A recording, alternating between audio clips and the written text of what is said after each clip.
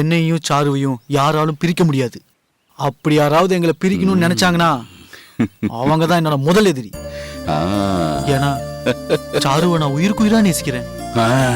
சபாஷ், இப்படித்தான் கட்டிக்க போற பொண்ணு மேல உயிரை வச்சிருக்கணும். உன்னை நினைச்சு ரொம்ப பெருமைப்படுறேன்பா. நீ சொன்ன மாதிரி உன்னையும் சாருவையும் யாராலையும் பிரிக்க முடியாது. உங்க கல்யாணத்துல நானே என் கையால தாலி எடுத்து கொடுத்து முன்ன நின்னு சாரு கழுத்துல கட்ட சொல்றேன். சந்தோஷம் தானே? நீ என்ன பண்ற? நேரா சாரு வீட்டுக்கு போற. சாரு கிட்ட பேசிட்டு அப்புறம்தான் உன் வீட்டுக்கு போற. சரியா? என்ன யோசிக்கிற? உனக்காக அங்க பாரு, காரு கூட கொண்டு வந்திருக்கேன். போ. அப்போ நீங்க சித்தப்பா? என் வண்டி அதோ அங்க நிக்குது இல்ல, நான் போய்க்கிறேன். நீ போ போ போ.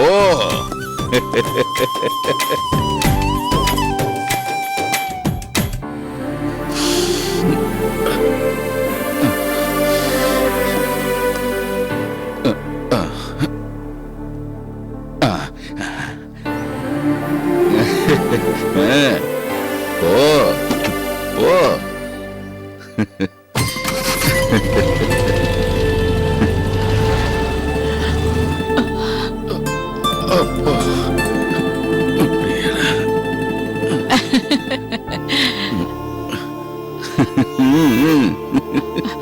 ஐயோ,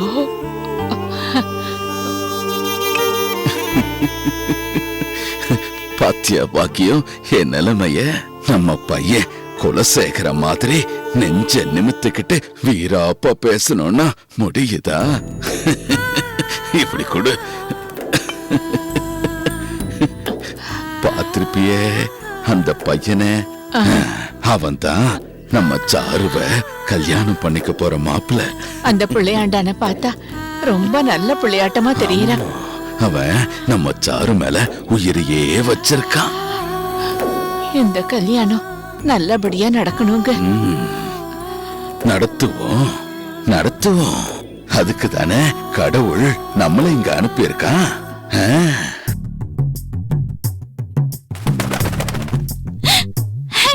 பஞ்சவர்ணம் பஞ்சவர்ணம் சொல்ல இளவஞ்சி. வடிவு எனக்கு என்ன மார்க் போட்டான்னு பாத்தியா? ரிலீஸ் என்ன வெக்கக்கேடு. நீ எல்லாம் என்னத்த படிச்சு விளங்க போற? இந்த லட்சணத்துல உனக்கு ப்ளூடூத்ல வேற நான் சொல்லி கொடுத்தேன். காப்பி அடிக்கிறது ஏன் நீ கேவலப்படுத்திட்ட இளவஞ்சி? அவ்ளோ கேவலமாவா எழுதிருக்கேன்? தெரியவே மாட்டேன். நீ ரொம்ப மக்கா இருக்க இளவஞ்சி. ஏய், இத பாரு, நீ ரொம்ப ஓவரா பேசுற. நீ முதல்ல போய் என் பேப்பர் எடுத்துட்டு வா. மறுக்கூட்டலுக்கு நான் விண்ணப்பிக்கணும். வாங்குனது முட்டை, இதுல மறுக்கூட்டல் வேறயா? சைபருக்கு கீழ எப்படி மார்க் போடுறது? ஏய், அதெல்லாம் நான் பாத்துக்கறேன். என் பேப்பரை முதல்ல எடுத்துட்டு வா. நேரங்கால பார்த்து எடுத்துட்டு வரேன். மார்க் வாங்க துப்பு இல்ல, இதுல அதிகாரம் வேற. டேய் பஞ்சவர்ணம், ரிசல்ட் வரட்டும், அப்புறம் உன்னை வச்சுக்கறேன்டா. துப்ரியா நீ? கொஞ்சம் அசையாம இருங்க மாமா.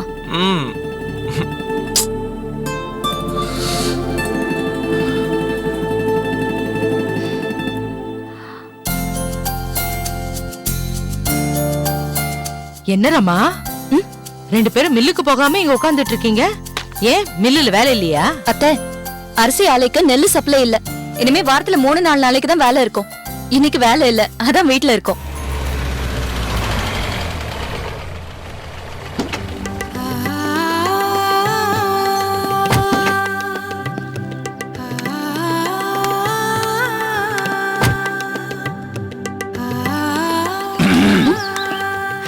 அண்ணே, ஐயாவா? அப்பா, என்ன முத்தரசி, நல்லா இருக்கியா? வாங்கப்பா. நல்லா இருக்கியாடா? நல்லா இருக்கேன். நல்லா இருக்கீங்களா? நல்லா இருக்கேம்மா. நல்லா இருக்கியா? நல்லா இருக்கியா? நல்லா இருக்கேன். வாங்க உட்காருங்க. இதுல ரமாவுக்கும் ஜெயச்சந்திரனுக்கும் பிடிச்ச பலகாரம் எல்லாம் இருக்கு, எடுத்து வை. முத்தரசி, ரமா உண்டாயி 5 மாசம் முடியறதுக்குள்ள 5 வகை சோறு செஞ்சு கொண்டு வந்து சடங்கு செய்யணும். வழக்கமா புகுந்த வீட்டுல இருக்கிற பொண்ணுங்களுக்கு பிறந்த வீட்டுல இருந்து செய்ய வேண்டிய எல்லா சீரையும் செஞ்சு புகுந்த வீட்டுக்கு கொண்டு வந்து சடங்கு செய்வாங்க. அத எப்ப வச்சுக்கலான்னு கேட்டுட்டு போலாம் தான் வந்தேன். பெரியமா, அந்த 5 சோறு விஷயம் இப்ப தேவையான நான் யோசிக்கிறேன். என்னராமா இப்படி சொல்ற? ஒவ்வொரு பொண்ணும் கர்ப்பமான 5வது மாசம் 5 சோறு சாப்பிடுறது கண்டிப்பா நடக்க வேண்டிய ஒரு விசேஷம். அத்தை, நல்ல வேலை செய்யற தொழிலாளர்கள் ஒருவேளை சோத்துக்கே சிரமப்படும் போது எனக்கு 5 சோறு தேவையான்னு யோசிக்கிறேன். மில்லுல வேலை செய்யறவங்க ஒருவேளை சோத்துக்கே கஷ்டப்படுறாங்களா? அதுவும் நம்ம மில் இல்லையா? ஆமாப்பா, தவிர்க்க முடியாத சில காரணங்களால மில்ல வாரத்துல 3 நாளோ இல்ல 4 நாளோ தான் இயக்க முடியுது. மீதி நாள்ல மில்ல ஓட்ட முடியாததுனால தொழிலாளிங்களுக்கு வேலை இல்ல. வேலை இல்லாததால அவங்களுக்கு சம்பளம் இல்லப்பா. போதிய வருமானம் இல்லாததால தொழிலாளிங்க சாப்பாட்டுக்கே கஷ்டப்படுறாங்கப்பா. அதுக்கு நாம என்னடா பண்றது? பெரியமா, நானும் இப்படிதான் கொஞ்ச நாளா நாம என்ன பண்ண முடியும்னு இருந்தேன். அதுக்கப்புறம் தான் என் மனசுல ஒரு திட்டம் உருவாச்சு. அந்த திட்டத்தை செயல்படுத்த அப்பா கிட்ட ஆலோசனை கேட்கலான்னு இருந்தேன். நல்ல வேளை அப்பாவே வந்துட்டாரு. என்ன திட்டமா அது? இப்ப இருக்கிற சூழ்நிலையில நம்ம மெல்ல வேலை செய்யறவங்களுக்கு மாசத்துல 12 நாள் வேலை இல்லாம போகுதுப்பா. வேலை இல்லாத அந்த நாட்கள்ல அவங்களுக்கு குறைஞ்சபட்சம் பாதி சம்பளமாவது கொடுக்கலாம்னு நினைக்கிறேன்.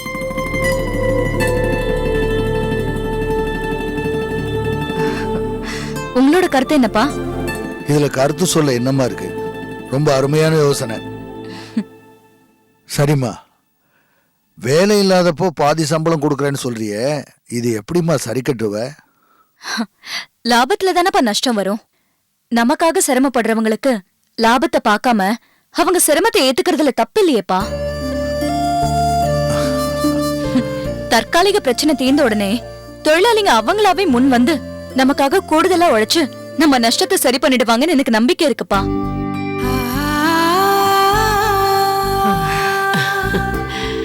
ரொம்ப அருமையான சிந்தனம்மா. உன்னை எப்படி பாராட்டுறதுன்னே தெரியல. எல்லாம் சரிதாரம்மா. ஆனா எல்லா முதலாளிகளும் இந்த யோசனைக்கு ஒத்துக்குவாங்களான்னு தெரியலையே. எல்லா முதலாளிங்களையும் நீங்க எதுக்கு மாமா கம்பேர் பண்றீங்க? குறைஞ்சபட்சம் நம்ம மெல்ல வேலை பாக்குற 140 பேருக்கும் நான் சொன்ன மாதிரி சம்பளம் கொடுக்கலாம். நம்மள பார்த்து மத்தவங்க கொடுக்க முன் வரலாம் இல்லையா? மத்தவங்களுக்கு உதவி செய்யற எந்த திட்டத்தையும் செயல்படுத்துறதுல தப்பு இல்லம்மா. நீ தாராளமா செய்யுமா.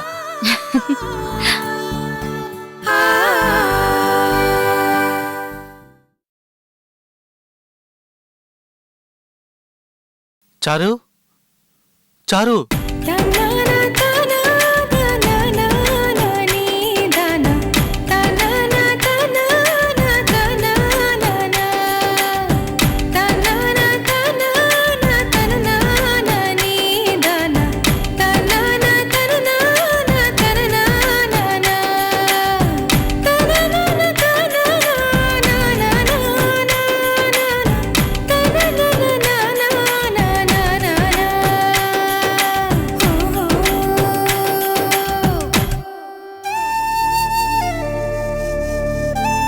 சாரு, நான் வெயில்ல வந்துட்டேன். எங்க வீட்டு கூட போல, நேரம் இங்கதான் வரேன். நீங்க வெளியே வந்ததுல எனக்கு ரொம்ப சந்தோஷம். ஆனா இப்போ வீட்ல யாரும் இல்ல. நீங்க இப்ப போயிட்டு யாராவது வந்ததுக்கு அப்புறம் வரலாமே. என்ன சாரு, என்ன குற்றவாளியா பாக்குறியா? நான் நிரபராதி சாரு. அதுக்காக சொல்லல. வீட்ல அம்மா அக்கா 2 பேரும் வெளியே போயிருக்காங்க. அவங்க வந்ததுக்கு அப்புறம் வரலாமேன்னு சொன்னேன். சாரு, நான் உன்னை பார்க்கணும்னு எவ்வளவு ஆசையா வந்தேன் தெரியுமா? நான் ஜெயிலுக்கு போனவனு என்ன அவாய்ட் பண்றியா? என்ன அரவிந்த் இப்படி எல்லாம் பேசுறீங்க? பின்ன நீ சொல்றத பார்த்தா அப்படிதானே தோணுது. அரவிந்த், நீங்க இந்த கேஸ்ல மாட்டிக்கிட்டீங்கன்னு தெரிஞ்ச உடனே என் மனசு எவ்வளவு கஷ்டப்பட்டுச்சு தெரியுமா? யார்கிட்டயும் வெளியே சொல்ல முடியல. வேற யாராவது கைது பண்ணிருந்தா எங்க அக்கா கிட்ட சொல்லலாம். ஆனா எங்க அக்காவே உங்களை கைது பண்ணிருக்கும் போது நான் யார்கிட்ட சொல்ல முடியும்?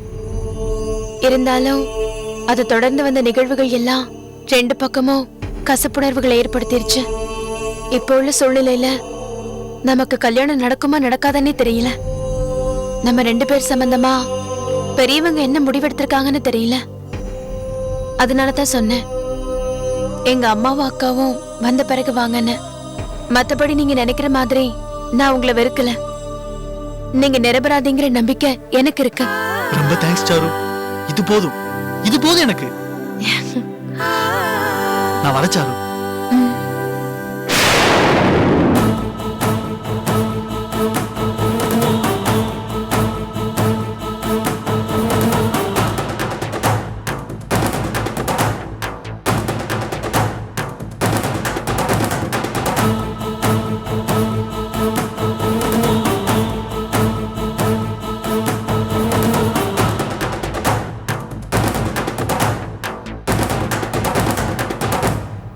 சாரி மேடம், நீங்க இருப்பீங்கன்னு நினைச்சுதான் நான் வந்தேன்.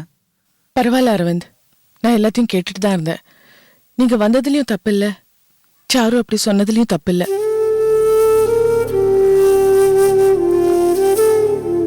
உங்களுக்கு பெயில் கிடைச்ச உடனே எனக்கு தகவல் வந்துருச்சு. உங்களுக்காக உங்க வீட்டுல வேண்டாங்களோ இல்லையோ, நீங்க இந்த கேஸ்ல ஜெயிச்சு நல்லபடியா வெளில வரணும்னு எங்க அம்மா வேண்டாத சாமியே இல்ல. இப்ப கூட கோவிலுக்கு தான் போயிட்டு வரோம். தம்பி, உங்க அப்பா வந்து கேட்டப்பவும் உங்க அத்தை வந்து கேட்டப்பவும் எங்களால உதவ முடியல. அதனால எங்க மேல நீங்க வருத்தப்படாதீங்க. ஆண்டி, நீங்க எனக்காக சாமி கிட்ட வேண்டிக்கிட்டதே பெரிய உதவி. அரவிந்த், இப்ப வந்த காரணத்தை தெரிஞ்சுக்கலாமா? மேடம், இந்த வழக்குல நான் சிக்க வைக்கப்பட்டிருக்கேன். எனக்கும் சாருக்கும் கல்யாணம் நடக்கக்கூடாதுன்றதுக்காக யாரோ சதி வேலை செஞ்சதா நினைக்கிறேன். நான் நிரபராதி மேடம். இந்த கேஸ்ல நான் குற்றமற்றவன் நிரூபிச்சுட்டு சாருவ அதுக்கப்புறம் கல்யாணம் பண்ணிக்கிறேன். அது வரைக்கும் சாரு எனக்காக காத்திருக்கணும். அரவிந்த், நீங்க உங்க மேல வச்சிருக்கிற நம்பிக்கைக்கும் எங்க மேல வச்சிருக்கிற நம்பிக்கைக்கும் உங்களை பாராட்டுறேன். நீங்க இந்த வழக்குல வெற்றி பெற வாழ்த்துக்கள். Thanks madam. Thanks aunty.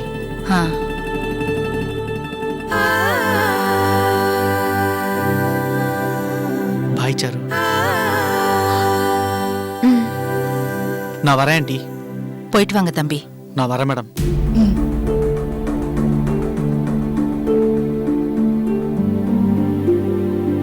Sir, நான் கொஞ்ச நாளாவே ஒன்னு கேட்கணும்னு நினைச்சிட்டு இருந்தேன். நான் அரவிந்த் அரெஸ்ட் பண்ணதுல உனக்கு வருத்தமா?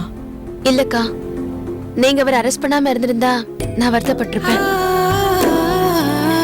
என்னம்மா இப்படி சொல்ற? ஆமாம்மா, அக்கா தகுந்த சாட்சிகள் இல்லாம எந்த நடவடிக்கையும் எடுக்க மாட்டாங்க. தகுந்த சாட்சிகள் கிடைச்சும் தங்கச்சி கட்டிக்கு போற மாப்பிள்ளையாச்சேன்னு அரவிந்துக்கு சலுகை காட்டி கைது பண்ணாம இருந்திருந்தா அக்காக்கு தானே கெட்ட பேர் வரும். அதனால தாமா நான் அப்படி சொன்னேன்.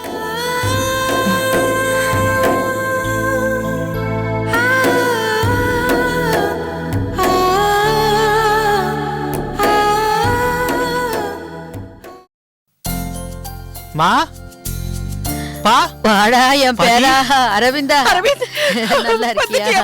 எப்படி பாருங்க? நல்லா இருக்கமா? எப்படி பாருங்க? நல்லா இருக்கேன்பா.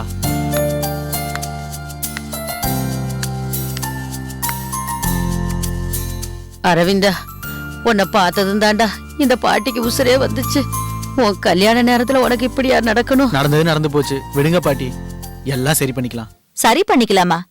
இனிமே என்னடா சரி பண்றது? எல்லாம் சரி பண்ண மாதிரி தான். நீ போய் முதல்ல குளிச்சுட்டு கிளம்பு. எங்க கிளம்ப சொல்றீங்க அத்தை? என்னடா இப்படி கேக்குற? குலசேகரன் தானே உன்னை வெளியில எடுத்தாரு. ஏன் அவர் உங்ககிட்ட ஒண்ணும் சொல்லலையா? சொன்னாரு, சாரு கல்யாணம் பண்ணிட்டு சந்தோஷமா இருப்பான்னு சொன்னாரு. வேற எதுவும் சொல்லியே. அப்படியா சொன்னாரு? ஒருவேளை உன்கிட்ட விவரத்தை சொல்றதுக்கு சங்கடப்பட்டுக்கிட்டு மாத்தி சொல்லிருப்பாரு போல இருக்கு.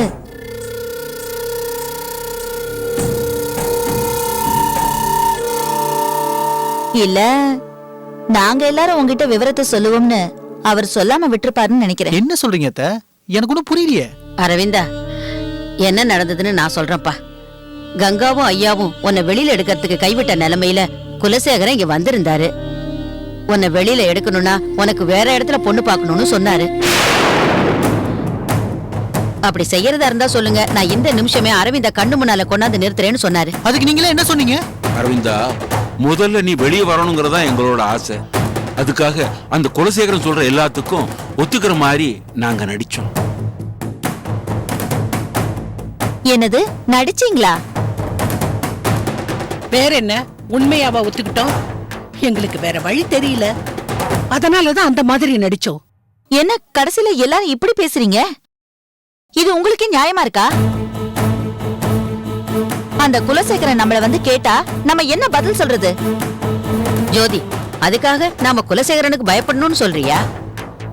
அரவிந்தன் தற்செயலா உள்ள போனதையும் அவனால வெளியே வர முடியாம போனதையும் பயன்படுத்தி குலசேகரன் தந்திரமா இந்த கல்யாணத்தை நிறுத்துறதுக்கு ஒரு கண்டிஷன் போட்டாரு.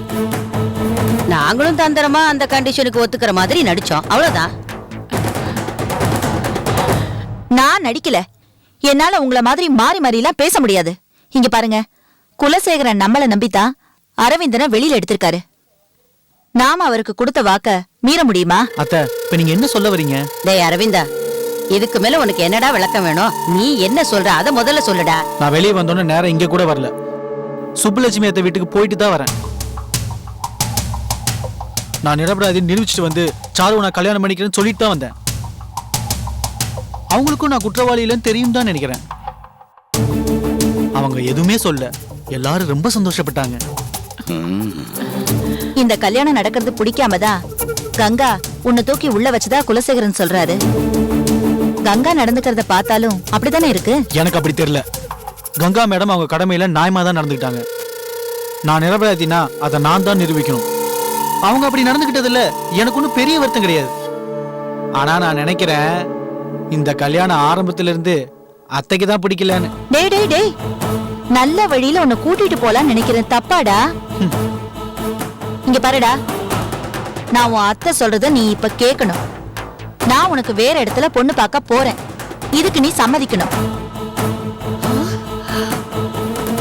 இது உன் அத்தை கட்டளை, அரச கட்டளை மாதிரி நினைச்சுக்கோ.